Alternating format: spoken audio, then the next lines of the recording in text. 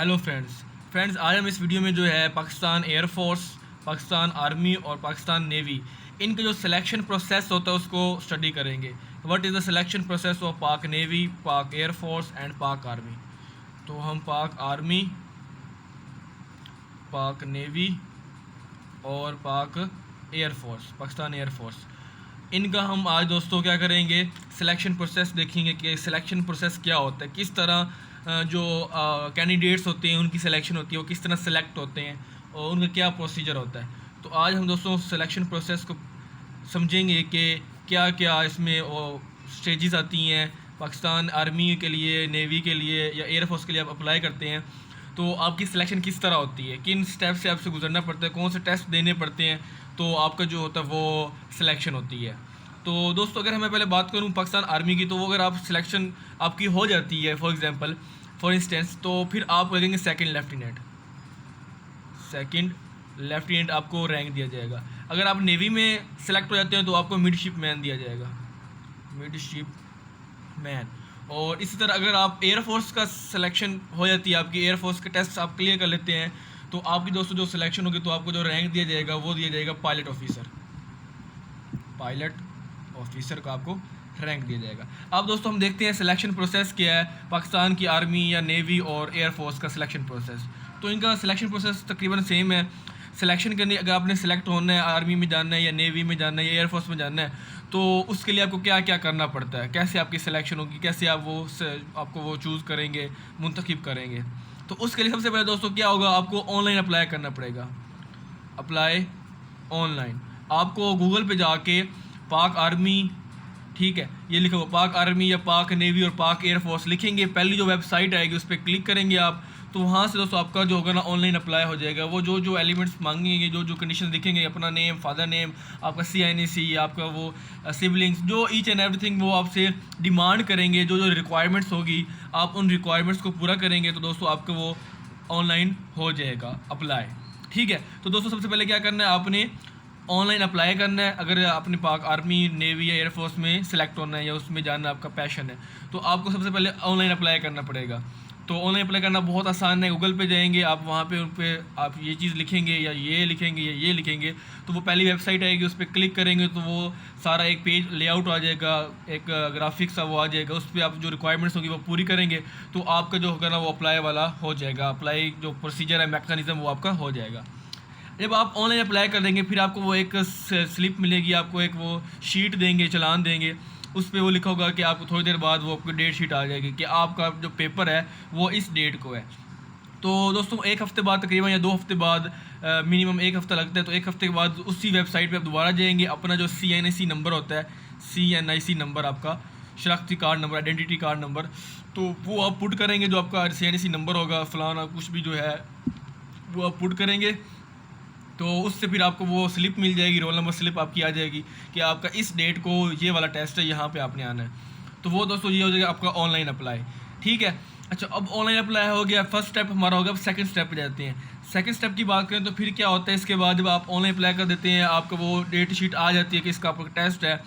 फिर आपका दोस्तों होता है इनिशियल टेस्ट, जिसको हम प्रिलिमिनरी टेस्ट भी कहते होते हैं, प्रिलिमिनरी और इनिशियल टेस्ट। तो इसके बाद दोस्तों आपको इनिशियल टेस्ट देना होता है, इसके लिए आर्मी के लिए, नेवी और एयरफोर्स के लिए। तो आपको प्रिलिमिनरी या इनिशियल टेस्ट वो क्लियर करना पड़ता है। इसको दोस्तों हम बाद में डिटेल में डिस्कस करेंगे, इनिशियल टेस्ट क्या होता है, उसमें verbal, non verbal, intelligence, academic, तो वो चीज़ें उसके अंदर आ जाती होती हैं, वो हम अलग से वीडियो में डिस्कस करेंगे। अभी तो हम बस सिलेक्शन प्रोसेस देख रहे हैं कि ऑनलाइन अप्लाई किया, फिर प्रिलिमिनरी और इनिशियल टेस्ट आपने देना, जिसमें आपका इंटेलिजेंस टेस्ट और एकेडमिक टेस्ट इंक्लूड होगा। ओके हो गया। अब दोस्तों प्रिलिमिनरी और इनिशियल टेस्ट क्लियर कर लिया, अगर आप क्लियर कर लेंगे तो फिर आप नेक्स्ट पे आ जाएंगे, नेक्स्ट स्टेज पे, मतलब नेक्स्ट जो प्रोसीजर होगा, स्टेप, उस पे आ जाएंगे। तो ये पहले आपने दे लेना है। जब आपका इनिशियल टेस्ट क्लियर हो जाएगा तो वो दोस्तों को बता देंगे कॉन्ग्रेचुलेशंस, अगर क्लियर नहीं है तो वो कहेंगे नेक्स्ट टाइम ट्राई, तो आप नेक्स्ट टाइम ट्राई करें। तो 2 स्टेप हो गए। नेक्स्ट अगर हम बात करें, थर्ड स्टेप आपका होता है, इसके बाद जब ये आप क्लियर कर लेते हैं तो फिर आपका होता है initial medical and physical test. दोस्तों आपका जो है मेडिकल और फिजिकल टेस्ट लिया जाएगा, मतलब मेडिकली आपको देखा जाएगा कोई डिजीज़ कोई बीमारी तो नहीं है, या फिजिकली तो आप अनफिट नहीं है, आपकी हाइट, आपका चेस्ट, आपका जो है वो पुशअप्स, चिनअप्स वो लिए जाते हैं। और मेडिकली आपको देखा जाता है कि आप मेडिकली फ़िट हैं कि नहीं है, कोई आपको हेपेटाइटिस या किसी किस्म का कोई इशू तो नहीं है, कोई बीमारी तो डिजीज़ वगैरह आपको है ही कि नहीं है, ठीक है। तो इस बार आपका क्या होगा, मेडिकल, इनिशियल मेडिकल और फिजिकल टेस्ट होगा। थर्ड स्टेप हो गया, जब ये दोस्तों आपका ये दोनों साथ होते हैं, एक ही दिन ही होते हैं, ठीक है। पहले एक दिन में आपका ये हो जाएगा, फिर नेक्स्ट वो डेट शीट बताएंगे तो एक दिन में आप ये इनिशियल टेस्ट क्लियर करेंगे, नेक्स्ट फिर आपको वो डेट बताएंगे तो उसमें आपका मेडिकल और फिजिकल टेस्ट लिया जाएगा, ठीक हो गया।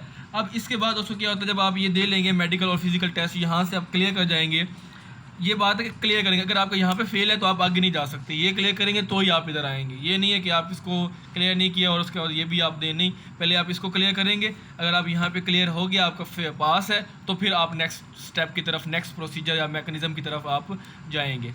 नेक्स्ट थर्ड हो गया। अब आते हैं दोस्तों फोर्थ की तरफ। फोर्थ में दोस्तों आपका क्या होगा, इंटरव्यू होगा, इनिशियल इंटरव्यू। आपको इंटरव्यू देना होगा, वो आपका एक इंटरव्यू कंडक्ट करेंगे, इसमें साइकोलॉजिस्ट होंगे और वो पैनल बैठा होगा, इंटरव्यू पैनल, वो आपसे क्वेश्चनिंग करेगा और आपने उनका आंसर देना होगा, जहाँ पे अपने कॉन्फिडेंस शो करना है। तो इनिशियल इंटरव्यू होगा। इनिशियल इंटरव्यू के बाद दोस्तों फिर आपने क्या करना, आपका फिर ISSB टेस्ट होगा, इंटर सर्विस सिलेक्शन बोर्ड। तो इंटर सर्विस सिलेक्शन बोर्ड का आपको टेस्ट देना पड़ेगा। उसका पहले इनिशियल टेस्ट दिया आपने, अब आप देंगे ISSB का टेस्ट, ठीक है। तो ये आपका वो टेस्ट होता है, वहाँ पे वो आपने देना होता है। जब आप टेस्ट क्लियर कर ले जाएंगे तो फाइनली जो आपका फाइनल जो स्टेप होगा, उसमें फिर क्या होगा दोस्तों, दोबारा से आपका फाइनल आपका मेडिकल लिया जाएगा। फाइनल मेडिकल होगा, दोबारा से मेडिकली आपको अच्छे से एनालाइज किया जाएगा, चेक किया जाएगा। और अगर आपको ये सारी चीज़ें क्लियर है, ISSB भी टेस्ट क्लियर है और फाइनल मेडिकल भी क्लियर है, तो फिर क्या आएगा, फिर आपको दोस्तों ज्वाइनिंग लेटर आ जाएगा कि आप आके ज्वाइन कर लें, ज्वाइनिंग लेटर। तो अगर आप दोस्तों सारी ये चीज़ें क्लियर कर लेते हैं तो आपको ज्वाइनिंग लेटर आ जाएगा सेकंड लेफ्टिनेंट के लिए, या मिडशिपमैन के लिए, ठीक है, या फिर पायलट ऑफिसर के लिए।